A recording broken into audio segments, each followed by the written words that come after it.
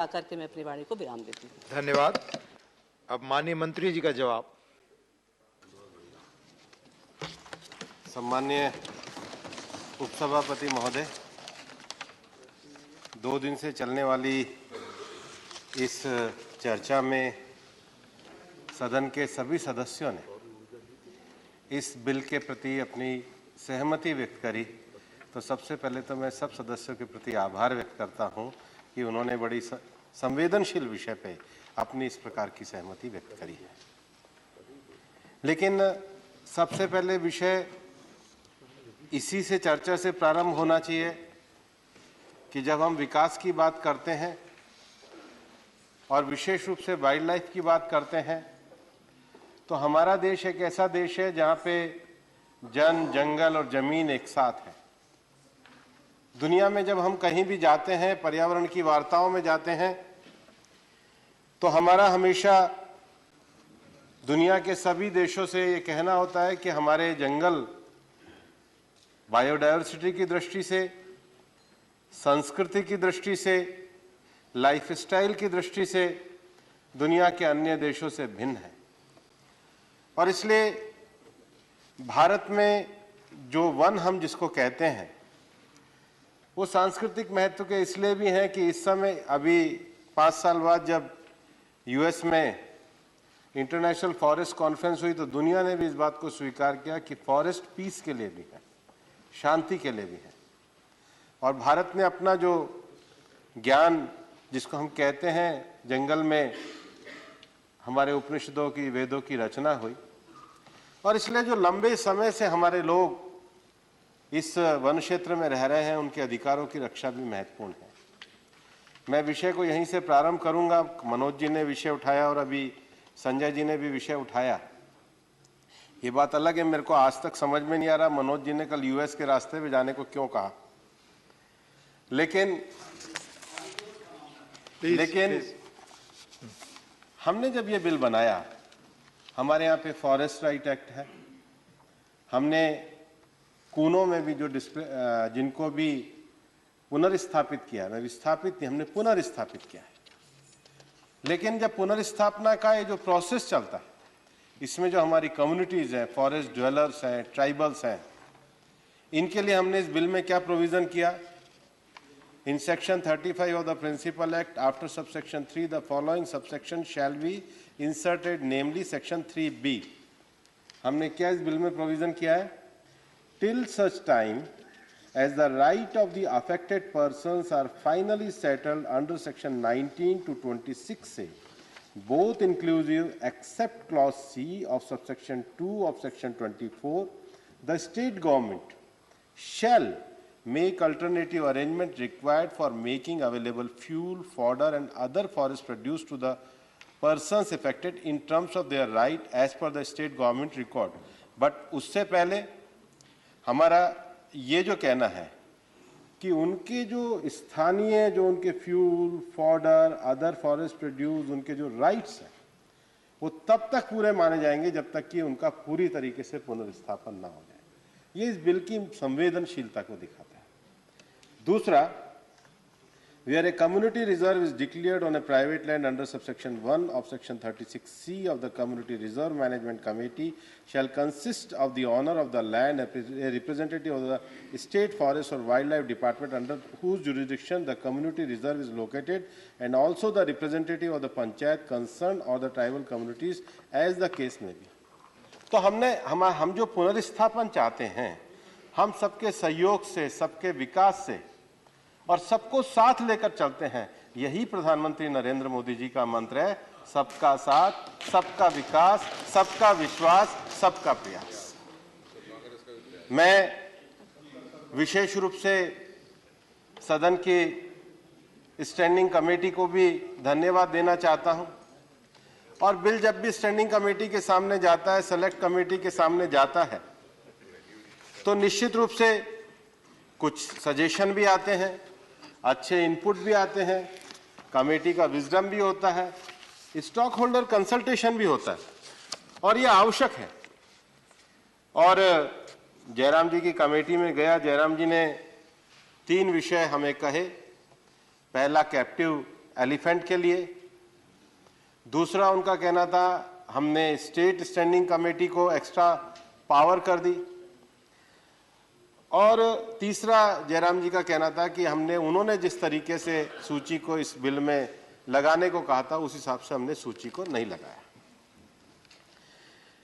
यहां पर बहुत बार हमारे सरकार के लिए और हमारे लिए ये कहा गया कि हम फेडरल स्ट्रक्चर को ले रहे हैं।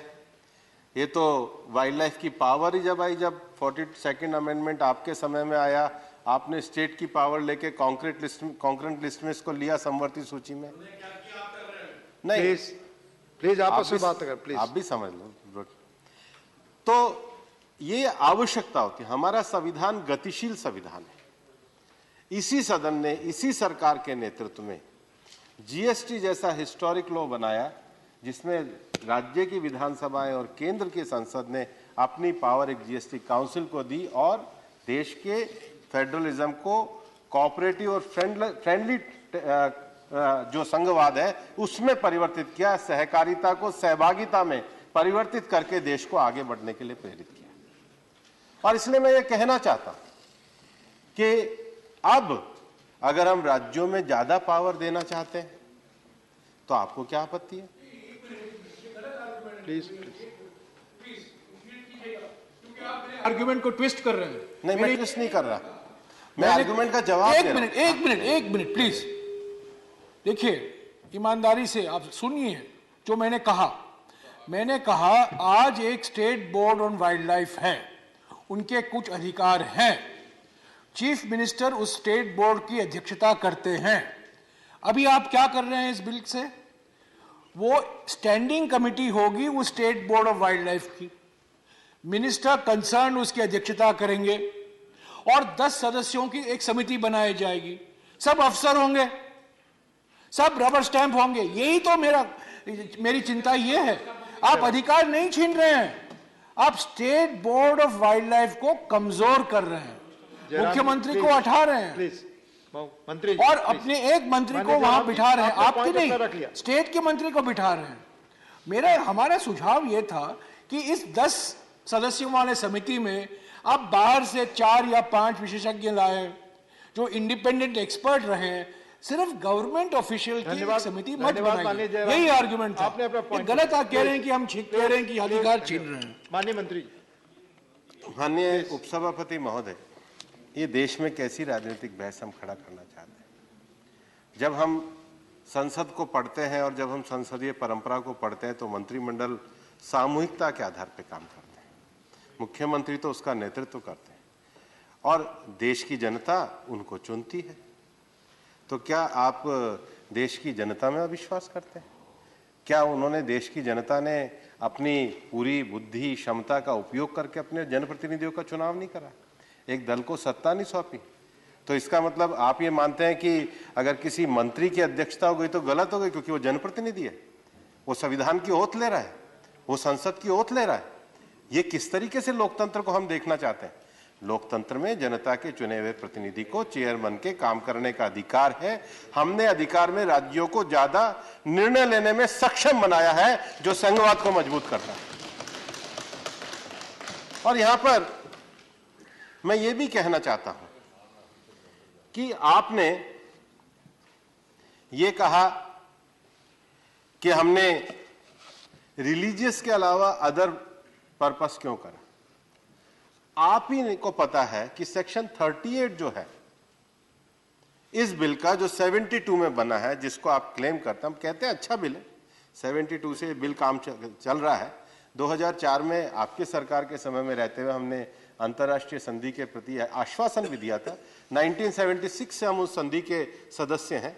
हम बार बार कहते रहे कि हम कस्टम एक्ट से, बाकी एक्ट से इसको रेगुलेट कर देंगे, हमने रेगुलेट नहीं किया। उन्होंने कहा आप इन सारे एक्ट की जगह सीधा एक एस्टेब्लिश सिस्टम लाइए। 2004 में, 2005 में आपने एश्योरेंस दिया, उसको पूरा करना एक परंपरागत चलती हुई सरकार का दायित्व है। उस दायित्व को हम पूरा कर रहे हैं और जब हम उस दायित्व को पूरा कर रहे हैं तो उसी बिल में तो सेक्शन 38 में जू का लिखा हुआ है। तो अगर अदर रिलीजियस पर्पस नहीं ले जाएंगे और अगर हम उसमें अपने ही एक्ट में जो सेक्शन 38 में पावर हमने क्रिएट कर रखी है उसको भी अगर हम वो प्रस्तुत नहीं करेंगे, उसका भी उस पर कोई अधिकार नहीं रखेंगे, तो हम कैसे देश में वन्य जीवों का संवर्धन करेंगे? और आप ही की रिकमेंडेशन इसमें कमेटी की है, जो हमने कहा कि जो स्पेशलाइज आपने जो उसमें रिकमेंड किया था, हमने कहा था क्योंकि आज के समय में कई स्पीशीज अलग हो रही है, हाथी के संबंध में नहीं, ये अन्य जीवों के संबंध में। पर जब सेक्शन 38 में ऑलरेडी जू रिकॉग्नाइज है, अथॉरिटी है, लेकिन इस सदन में मैं इस विषय पर यह आश्वासन भी देना चाहता हूं कि हम जो भी रूल मेकिंग का काम करेंगे, हाथियों के पूरे संरक्षण, संवर्धन और उनके पूरे तरीके से जो एक्ट के प्रोविजन है उसके अनुसार करेंगे। हम कहीं दाएं से बाएं नहीं। लेकिन ये पावर हमको रूल्स में इसलिए, ये एनेबलिंग लॉ, जैसे जैसे समय और परिस्थिति बदलती है। रिलीजियस तो आप लोगों ने, कमेटी ने रिकमेंड किया, हम इसका भी स्वागत करते हैं, और हम इसका भी आपका ही सेक्शन 38 में जू अथॉरिटी, तो हम बाकी सारे पर्पस बंद कर दें, बाकी सब छोड़ दें। तीसरा विषय, प्लीज मैं ये सूचित करना चाहता हूं, जो इस विषय को शुरू कराते समय विवेक तनखा जी ने करा था, उन्होंने कहा था कि थर्ड पार्टी कैसे इसमें कोई शिकायत कर सकती है, क्योंकि पड़ोसी को ज्यादा अच्छी तरीके से पता होता है। मैं सूचित करना चाहता हूं कि अधिनियम में पहले से ही तीसरे पक्ष द्वारा शिकायत कराने का प्रावधान मौजूद है। वन्यजीव संरक्षण 1972 के किसी भी प्रावधान के उल्लंघन के लिए किसी भी व्यक्ति द्वारा अदालत के समक्ष शिकायत केंद्र सरकार या राज्य सरकार को अधिनियम की धारा 55 के तहत शिकायत दर्ज कराने के इरादे से 60 दिनों का नोटिस देकर की जा सकती है। नई धारा जो 49M है वो भी इस संबंध में लागू रहेगी। मैं जो आपने विषय कल कहा था कि हम इसमें ESZ को क्यों नहीं लेकर आ गए, सुप्रीम कोर्ट का जजमेंट है, 1 किलोमीटर का जजमेंट है, उसके बारे में मैंने लगातार कहा है कि इस बारे में सरकार का संज्ञान है, सरकार इस मामले में रिव्यू में भी गई है, क्योंकि सुप्रीम कोर्ट के पहले जजमेंट के द्वारा एक अथॉरिटी बनी थी, एक कार्रवाई बनी थी, एक प्रक्रिया बनी थी। उस प्रक्रिया के द्वारा इकोनॉमिक सेंसिटिव जोन जो है वो डिक्लेयर किया जाता है। आज देश में 670 से ज़्यादा जो इकोनॉमिक सेंसिटिव जोन है, उसमें हम 470 का पूरा नोटिफिकेशन कर भी चुके हैं। लगभग ये संख्या का आंकड़ा ऊपर नीचे हो सकता है, लेकिन उतनी संख्या है। लेकिन जहाँ तक बिल का संबंध है, पर्यावरण संरक्षण जो अधिनियम है 1986, उसके तहत बनाए गए नियमों के अंतर्गत ही राष्ट्रीय उद्यानों और अभयारण्यों के आसपास जो इकोनॉमिक सेंसिटिव जोन है, प्राकृतिक दृष्टि से जो संवेदनशील जगह है, उनको अधिसूचित किया जाता है। इसको वन्य जीव संरक्षण जो अधिनियम है इसके द्वारा नहीं किया जा सकता, क्योंकि वो एक्ट उसके ऊपर लागू होता है। कनिमोझी जी ने अपना विषय यहाँ पर रखा था और उनका कहना था कि क्या वाइल्ड लाइफ एक्ट और फॉरेस्ट राइट एक्ट में आपस में कोई कॉन्फ्लिक्ट है? कोई कॉन्फ्लिक्ट नहीं है, बल्कि इस बार तो हमने जो फॉरेस्ट राइट में जो उनके राइट्स हैं, जब तक उनका वाइल्ड लाइफ एक्ट के अंतर्गत उनको पुनर्स्थापित करने की प्रक्रिया पूरी नहीं हो जाती, तब तक हमने उनको संरक्षित करने के लिए ज़्यादा सुविधाजनक बनाया है। और मैं सदन में बधाई देना चाहूँगा, हमारी बीजेडी की जो सुलता देव जी थी, उनका कल मेडिन स्पीच था, लेकिन मैं इसलिए भी बधाई देना चाहूँगा कि उन्होंने मेडिन स्पीच को बहुत अच्छे तरीके से रखा। हम जानते हैं कि भारत में जो 17 बायोस्फीयर क्षेत्र करे हैं, उसमें उड़ीसा का जो हमारा सतकोशी का एरिया है, वो देश का सबसे संपन्न जैव विविधता का क्षेत्र है। और मैं मानता हूँ कि उड़ीसा जैसे प्रदेश में जो मैन एनिमल कॉन्फ्लिक्ट है, उसमें जो हाथियों का कॉन्फ्लिक्ट है वो सबसे ज़्यादा है। और मैं यहाँ सूचित करना चाहता हूँ कि सामान्यतः हाथी जो चलते हैं वो एक निश्चित रास्तों के ऊपर चलते हैं, जिन रास्तों से उनका नियमित आना और जाना रहता है। हमारा राज्य सरकारों को ये निर्देश रहता है कि जो हॉट स्पॉट्स हैं उनकी पहचान करनी चाहिए और उनकी अंतर्राज्यीय आवाजाही, क्योंकि जो पूरा मूवमेंट होता है, अगर हमारे ये झारखंड से बंगाल का मेदिनीपुर होते हुए पूरा उड़ीसा में हमारा पूरा हाथी का पुरलिया बांकुरा मेदिनीपुर होते हुए पूरा रूट है, तो नॉर्थ बंगाल में भी है। प्लस ये झारखंड का हमारे तो जयराम जी तो पूरा उस जंगल को मोटरसाइकिल पे घूमे, सारंडा के जंगल को, उधर से खरसवा सरायकेला होता हुआ, और वो जंगल हमने भी पूरा देखा है, हाथियों के रूट को भी हमने देखा है। और उस नाते भारत सरकार ने 2017 में एक दिशा निर्देश जारी किए थे और इसके लिए अंतर्राज्यीय समन्वय समिति बनाने का, क्योंकि जब तक अगर हम रूट पे नहीं रोकेंगे तो फिर वो उन गांवों में आकर के उत्पात मचाने का विषय रहेगा। और फरवरी 2021 और जून 2022 में भी वापस से हम लोगों ने मैन एनिमल कॉन्फ्लिक्ट के लिए गाइडलाइन निकाली थी। केरल के हमारे मित्र जॉन जो कह रहे थे, ऐसा नहीं है कि मैंने कभी ऐसा कहा कि टाइगर का क्या होगा, हमें तो सबको बचाकर रखने का विषय है। लेकिन मैं हमारे केरल के सांसदों को कहना चाहता हूं और मैं बार बार कहता हूं, आपकी सरकार भी है वहां पर, वाइल्ड लाइफ एक्ट का सेक्शन 11B है। मैं माननीय उपसभापति जी, चूंकि ये विषय बार बार आता है इसलिए मैं ये पढ़ना भी चाहता हूं।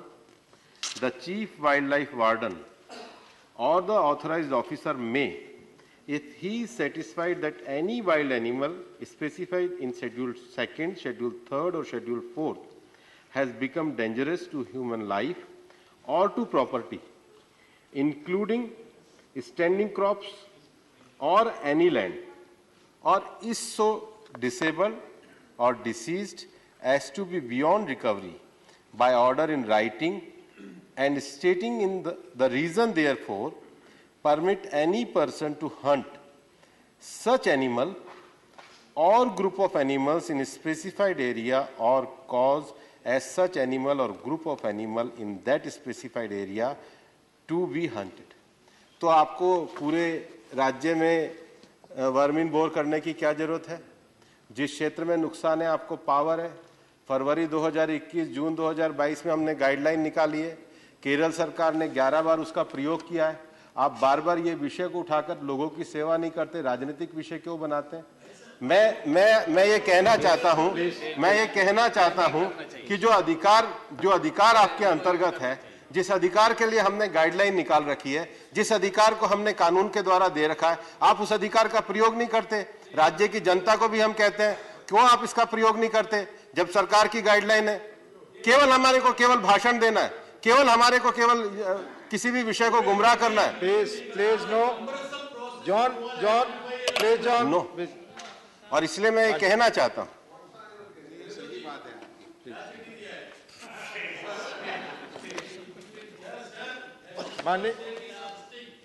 माननीय मंत्री जी प्लीज।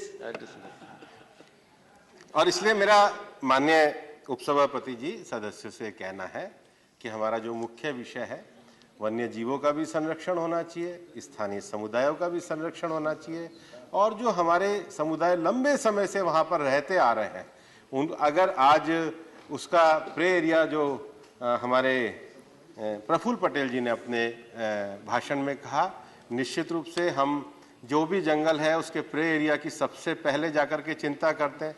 जब भी हम वाइल्ड लाइफ में जाकर के कोई भी मीटिंग जब वन अधिकारियों के साथ लेते हैं तो सबसे पहले हम प्रे एरिया देखते हैं। और आप ये मान के चलिए कि जिस जंगल में टाइगर रहेगा, जिस जंगल में लॉयन रहेगा, जिस जंगल में चीता रहेगा, अगर सभी हमारे वन्य जीवों का संतुलन रहेगा तभी रहेगा, क्योंकि ये नेचर का सिद्धांत है, ये प्रकृति का सिद्धांत है, और हमें प्रकृति का जो सिद्धांत है उसके हिसाब से ही हमको उसकी व्यवस्था बना के रखनी चाहिए, और हमारे जो अधिकारी हैं पूरी तरीके से उसमें लगे हुए हैं। अयोध्या रामी रेड्डी जी ने उल्लेख किया कि कुछ प्रजातियां अनुसूचियों से गायब हैं। अनुसूचियों में संशोधन करने और प्रजातियों को जोड़ने की शक्ति केंद्र सरकार के पास है। हमारे पास, मैं आपके सामने कहना चाहूँगा कि हमारे देश में बहुत अच्छे इंस्टीट्यूट हैं, और बल्कि तो जयराम जी भी पर्यावरण मंत्री रहे हैं, इनका भी अच्छा योगदान रहा है। जो हमारे इंस्टीट्यूट है, चाहे हमारा वाइल्ड लाइफ इंस्टीट्यूट और WII हो, चाहे हमारा ZSI हो, चाहे हमारा BSI हो, फॉरेस्ट मैनेजमेंट को लेके हमारा IIFM हो, ये देश के, और ये 2-3 इंस्टीट्यूट तो लगभग 100 साल पुराने हो गए हैं, और इनके पास जो संग्रह है, इनके पास जो कलेक्शन है, इनके पास जो विजडम है, और अभी हमारे कोयम्बटूर में भी एग्रो फॉरेस्ट्री में ट्री जेनेटिक्स को लेकर के अच्छे काम कर रहे हैं। ICFRE जैसा बड़ा इंस्टीट्यूट इस देश के पास है। तो ये सारे हमारे पास वैज्ञानिक जो हैं, हमारे साइंटिस्ट जो हैं, वो इसका मूल्यांकन करते हैं, समीक्षा करते हैं, और उसके हिसाब से हम इनको जोड़ने का काम करते हैं। जीके वासन जी ने भी इस डिबेट में भाग लिया और उन्होंने वापस वर्मिन वाला विषय कहा और ये स्पष्टीकरण कहा कि इसको किस प्रकार से वर्मिन घोषित किया जा सकता है। मेरा ये मानना है कि डॉक्टर जॉन ब्रिटस और जो वासन जी ने जो विषय उठाया उसका मैंने विस्तार से जवाब दिया है। हम एकदम से किसी प्रजाति को पूरे राज्य में से खत्म कर दे, जब पर्टिकुलर एरिया में आपके पास पावर है, आपके पास अधिकार है, पर्टिकुलर एक जानवर को भी कर सकते हैं, ग्रुप को भी कर सकते हैं, और क्रॉप्स को नुकसान पहुंचाते हैं तो उसको भी संपत्ति के अंतर्गत माना है।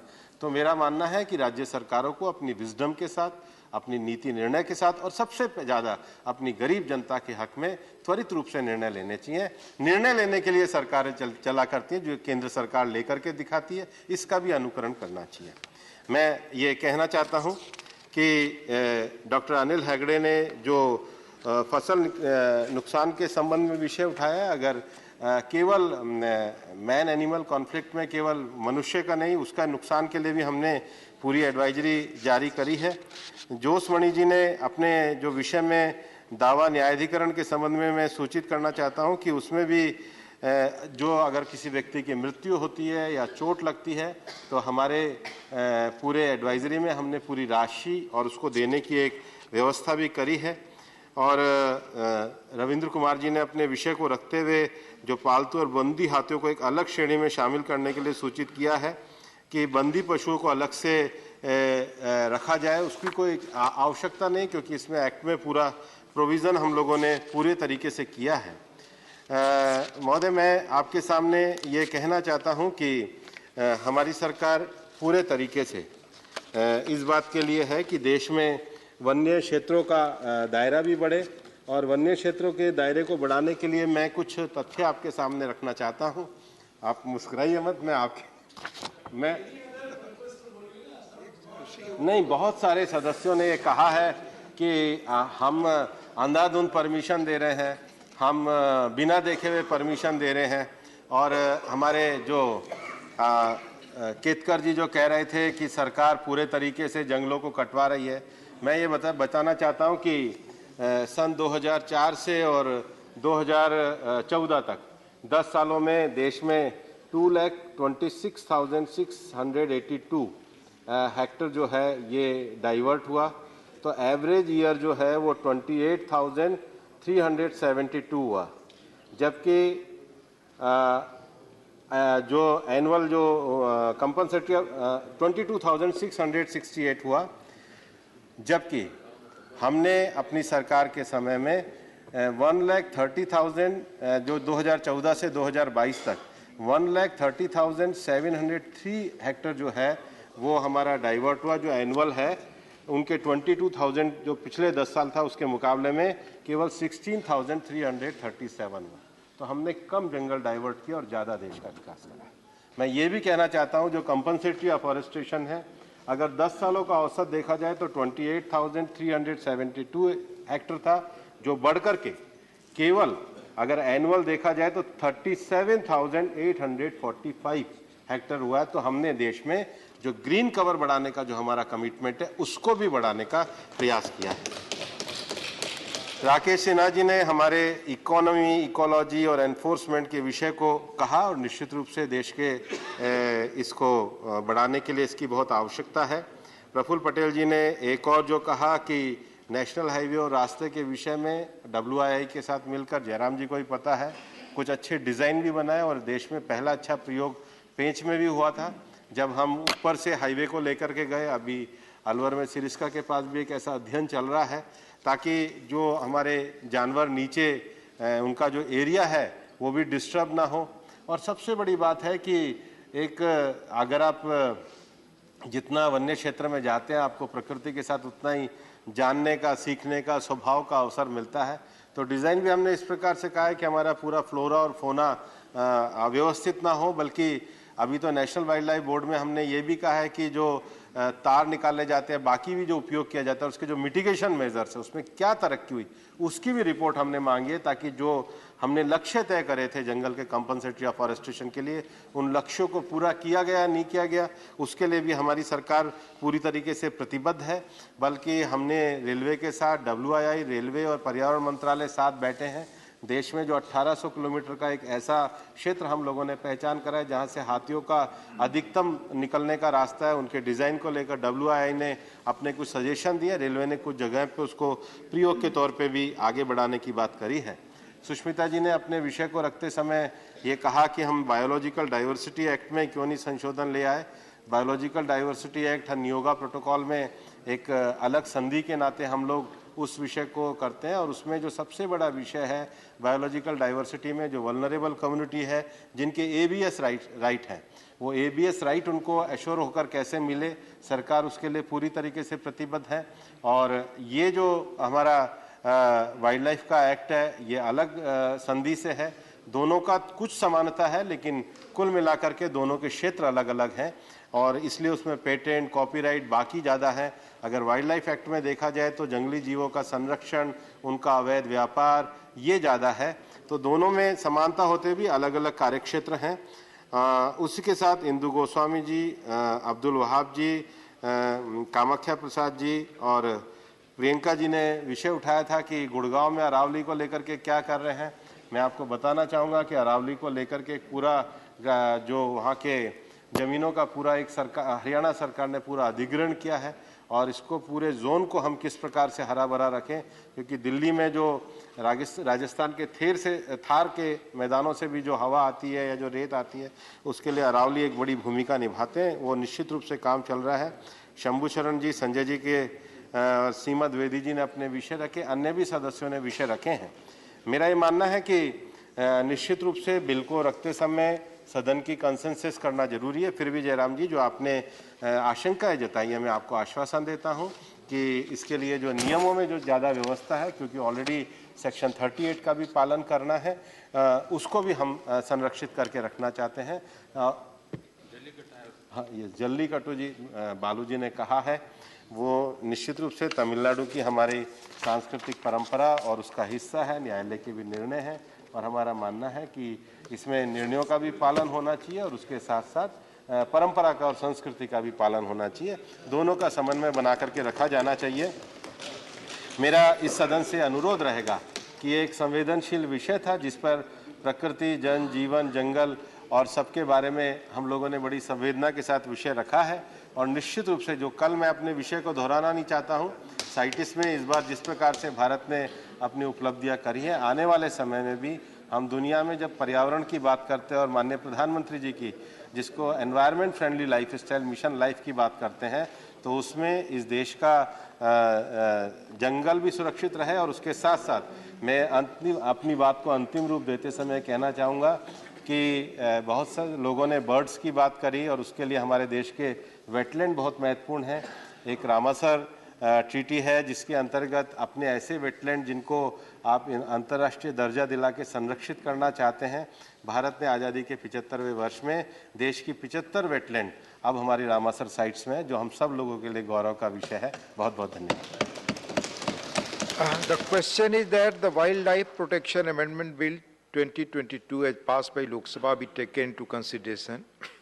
Those in favor will please say aye. Those against will please say no. I think